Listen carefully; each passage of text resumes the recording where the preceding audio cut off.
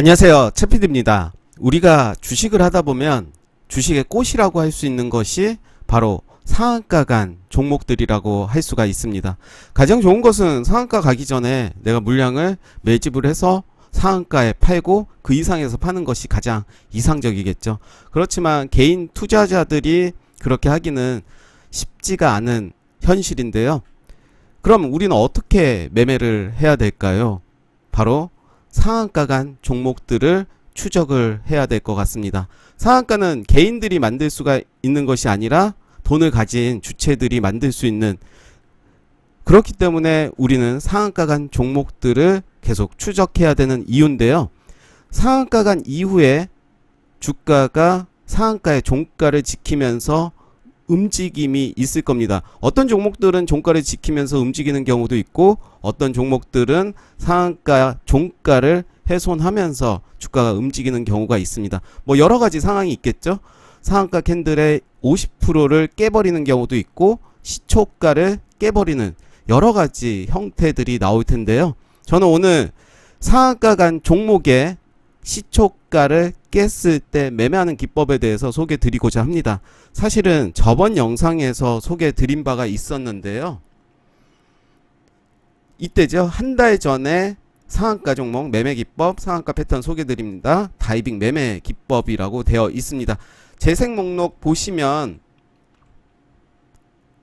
매매 기법에 들어가시면 찾아보실 수가 있고요. 오늘 소개해 드리고 싶은 이야기는 다이빙 매매 기법에 대해서 소개해 드리고자 합니다. 사실 전의 영상과 크게 다른 내용은 없고요.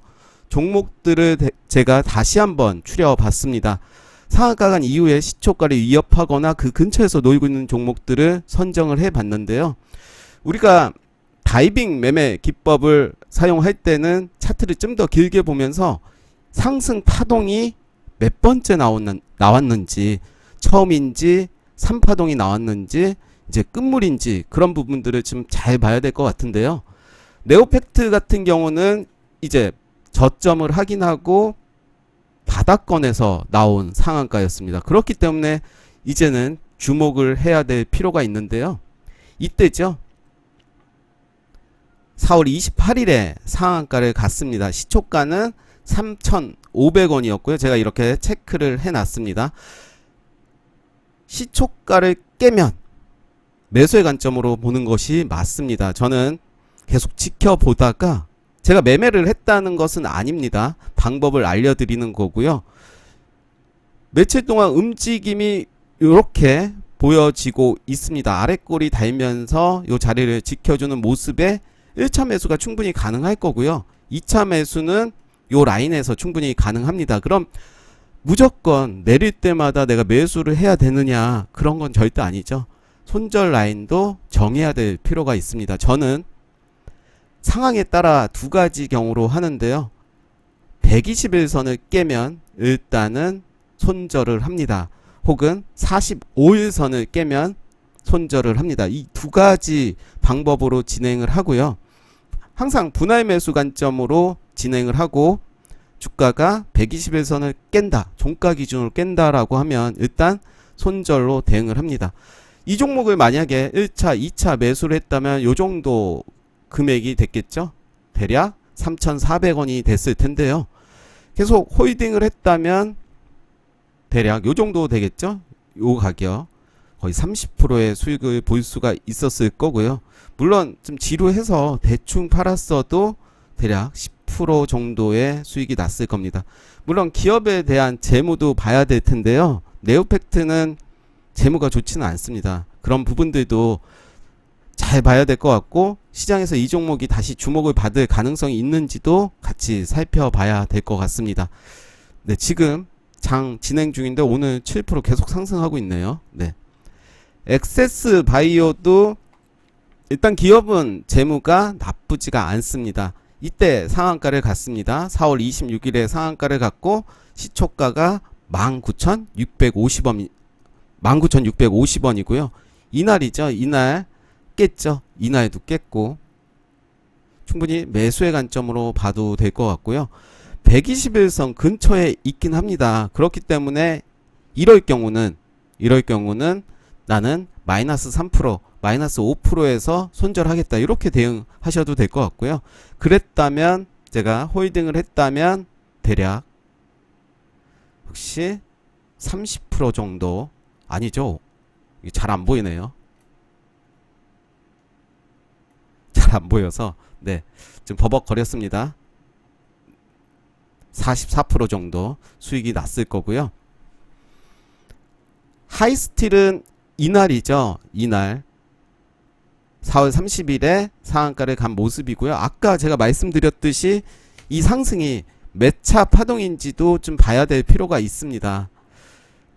충분히 지금 매매해도 되는 그런 파동으로 보여지고요.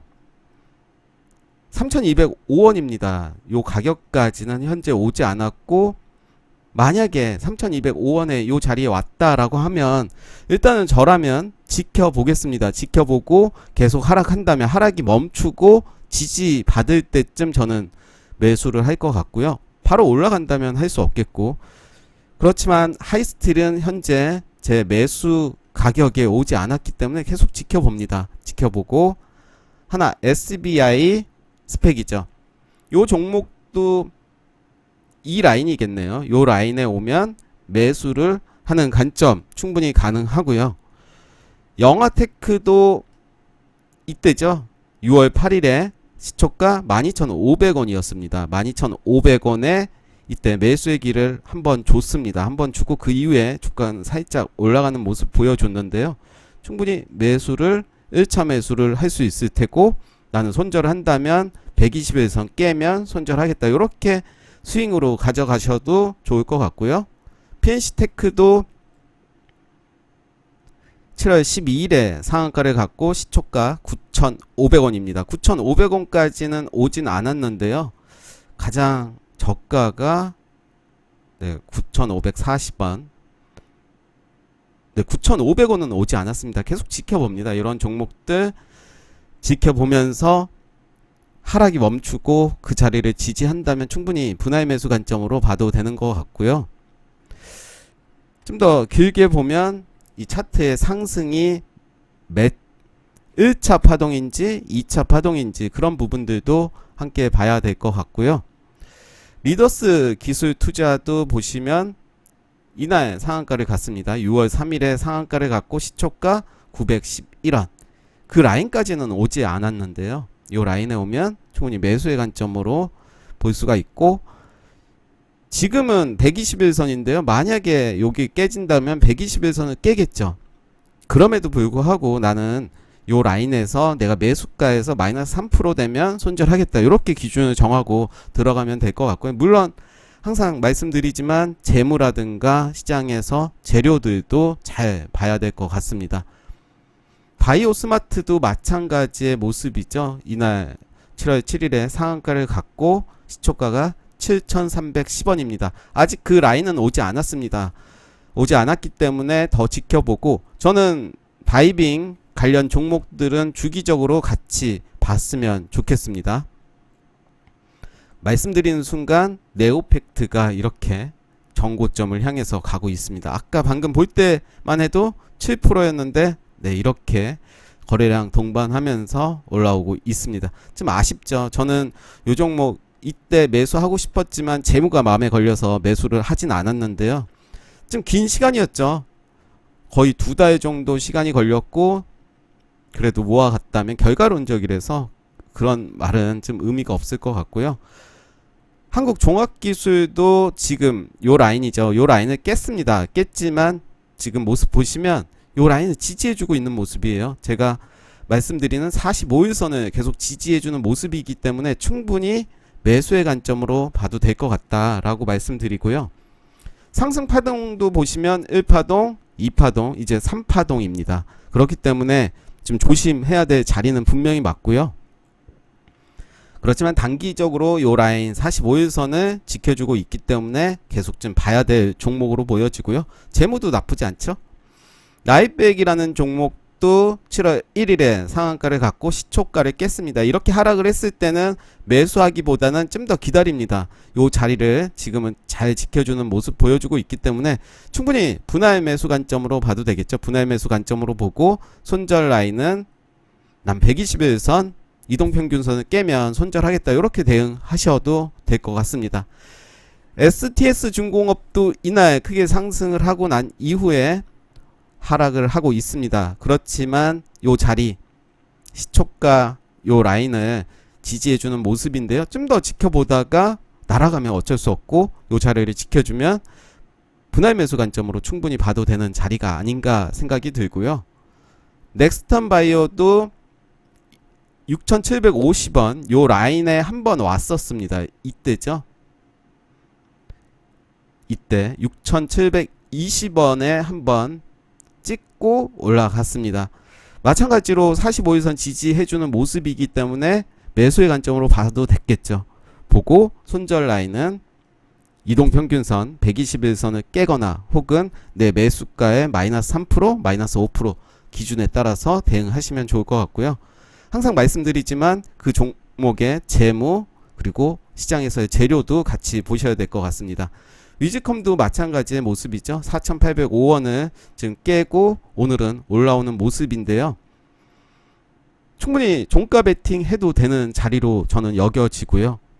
차트를 좀 더 길게 봐도 1차, 2차 상승이 이루어졌고요. 뭐 요것도 3차라고 할 수는 있겠네요. 이런 식으로 보시면 충분히 스윙으로 접근을 하셔도 되지 않나. 이니텍도 마찬가지입니다. 이날 시초가 7,160원 요 라인에서 찍었겠죠.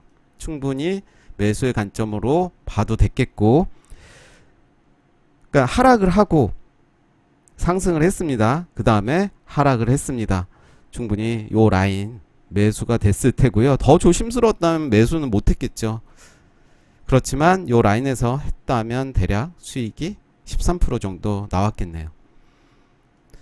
그래서 다이빙 매매 방법은 이런 식으로 상한가가 나오고 난 이후에 상한가의 시초가를 깰 때 주목을 하는 겁니다. 무조건 사는 게 아니라 하락이 멈출 때 그리고 지지할 때 매수를 해서 손절 라인도 미리 정해놔야겠죠.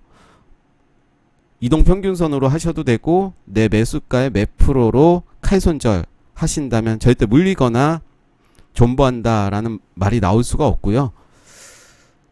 요 종목도 한번 볼까요? 한송네오텍도 예전에 제가 말씀드렸던 종목인데요. 이때죠. 이때 상한가를 갔습니다. 상한가를 가고 시초가를 깼습니다. 이때죠. 이때 사면 안 되는 거고요. 이렇게 하락이 멈추고 이렇게 지지받을 때 요 라인에서 사는 거죠. 요 라인. 근데 더 빠졌습니다. 그렇지만 내 매수 2차 매수까지는 충분히 가능하고 그 이후에도 더 빠진다면 어쩔 수 없이 손절은 해야겠죠. 이런 식으로 대응을 하는 것도 맞고요. 그 이후에 주가가 다시 손절 라인까지는 안 왔을 가능성이 큰데요. 뭐 이런 식으로 좀 움직였습니다. 오늘도 주가가 한송네오텍은 좀 올라주고 있는데 최근에 이제 추세 전환이 된 모습을 보실 수가 있습니다. 지금 라인 이제 추세 전환이 되는 모습이고요. 이때 상한가를 가고 깼을 경우는 참 힘들었겠죠. 그렇지만 손절 라인을 정했다면 다시 추세 전환이 될 때 복수라는 것을 할 수가 있습니다. 저번 영상에서도 다이빙 매매법에 대해서 제가 어떤 정리식으로 했는데요. 아주 심플하게 지금은 먼저 차트를 길게 보고 지금의 상승이 몇 차 파동인지를 살펴봅니다. 너무나 많은 상승이 나왔다면 좀 매수를 고려해 봐야 되고요. 그 이후에 바닥권에서 그리고 이제 2차 파동이라면 충분히 매수의 관점으로 봐도 될 것 같고, 손절 라인은 내 매수가의 몇 프로 혹은 이동평균선을 기준으로 정해도 될 것 같고요. 아니면 그 종목의 저점을 깬다 라고 할 때 접근을 해도 될 것 같습니다. 제가 오늘 소개해드린 종목들은 주기적으로 주가가 어떤 방향으로 갔는지 같이 알아보도록 하겠습니다. 네, 감사합니다.